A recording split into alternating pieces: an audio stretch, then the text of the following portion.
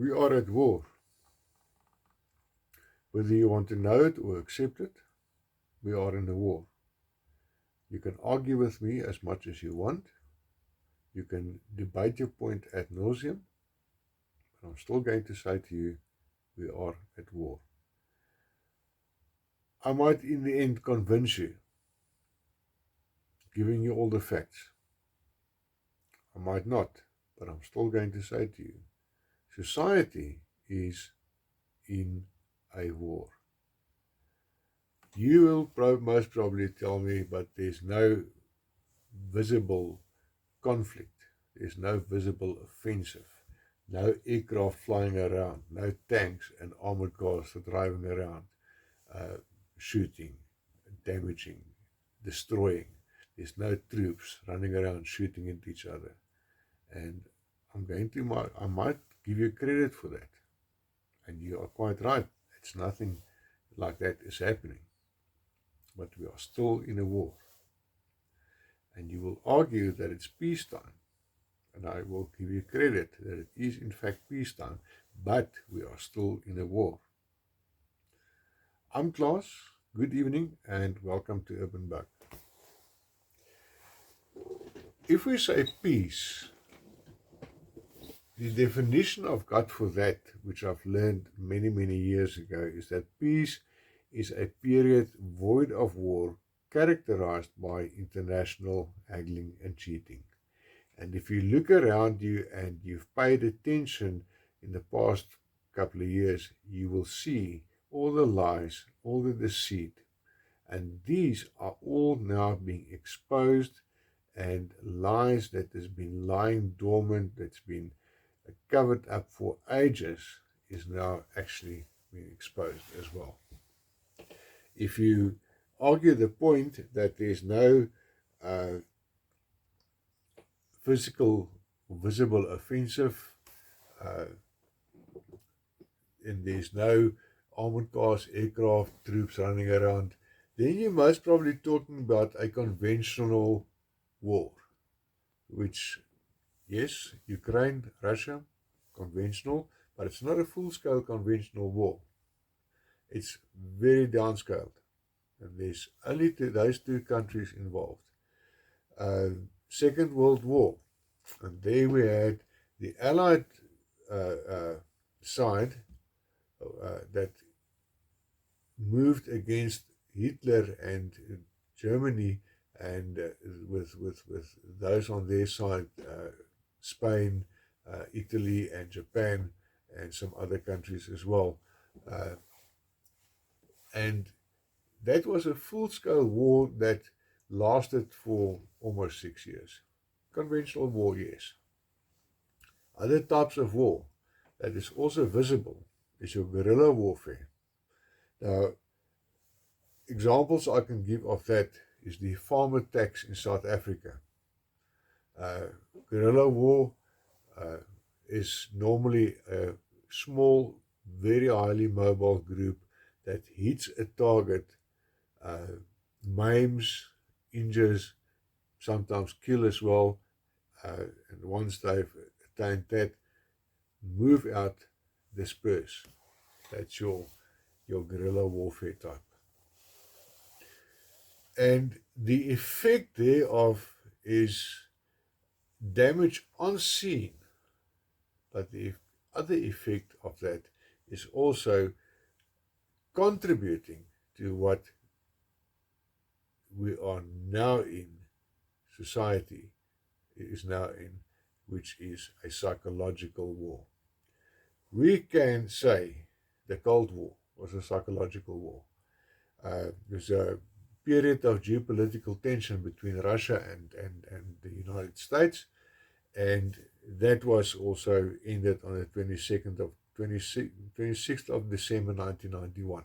Following that, there was the Treaty on the Prohibition of Nuclear Weapons, the TPNW, and which was signed and was effective 22nd January 2021. And after that, nobody could say anymore, we are worried that somebody is going to shoot a nuke and destroy somebody, and it's going to cause World War III. World War III is not in the cards yet, but it's coming. Uh, if you look at the war we're in, that I claim that we are in, we're looking at a psychological war, and there's several components of war that is also fitting perfectly on what we as society is finding ourselves in the midst of. If you look at your components of war, there's a unity of command. Listen closely to what I'm saying. There's a unity of command. Unity. There's a command structure which is already in place. Look at what's going on in the world. Certain groups are already conglomerating together. That's your command structure, and it's coming down to a unity. This World Health Organization put out a document that was supposed to be signed by everybody, where the world, or all the countries in the world, give the World Health Organization the mandate to move into a country and start controlling that country should certain things fall into place, which can be orchestrated by these guys. 193 countries and 193 countries signed it. So there is your unity. Your country is giving you away by signing these things. Then, for any war, you need to have an objective. The objective is, what do we want to achieve? And in a psychological war, we want to achieve submission. We want to achieve conditioning.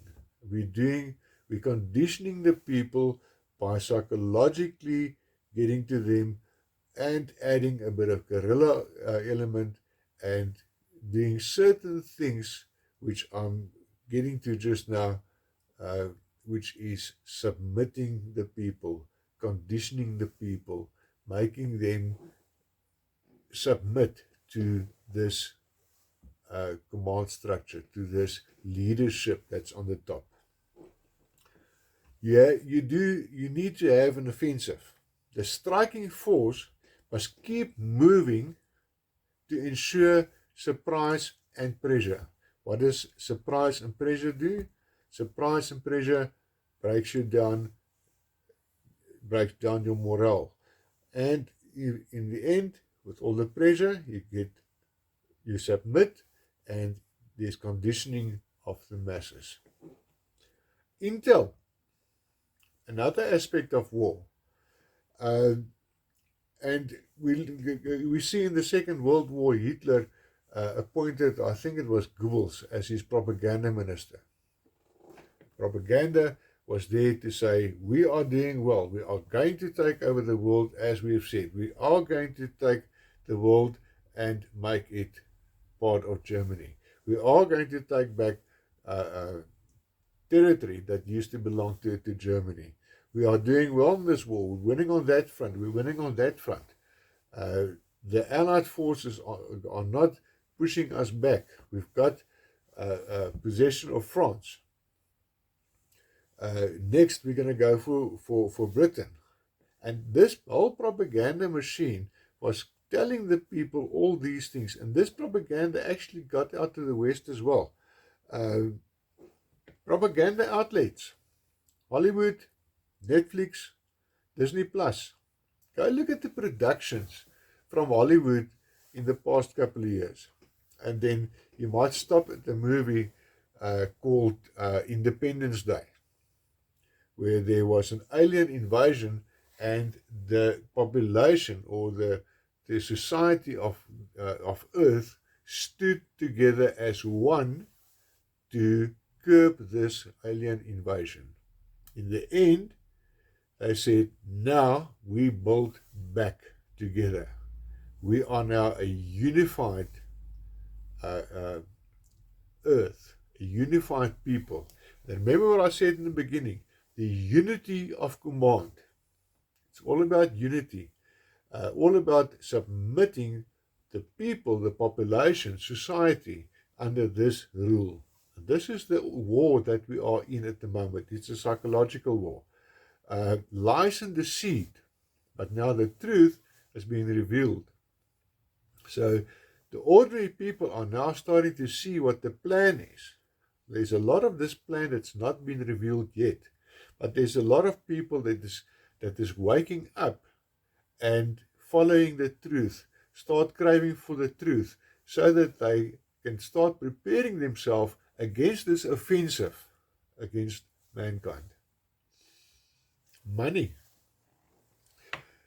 If we look at the Second World War, an aircraft, a fighter aircraft like a Hawker Hurricane, or as such, went from paper to operational in 5 months. Thousands of them were built in the States and shipped out to the front, landing up in places like Britain, from where they started operating against the forces occupying Europe. That's one. And where did this money come from? In a previous video, I was talking about the boarding school buddies. These guys are the guys, and there's a lot of families in the world that's holding all the money. We think it's these families, but it's actually other families. The real families are actually not known.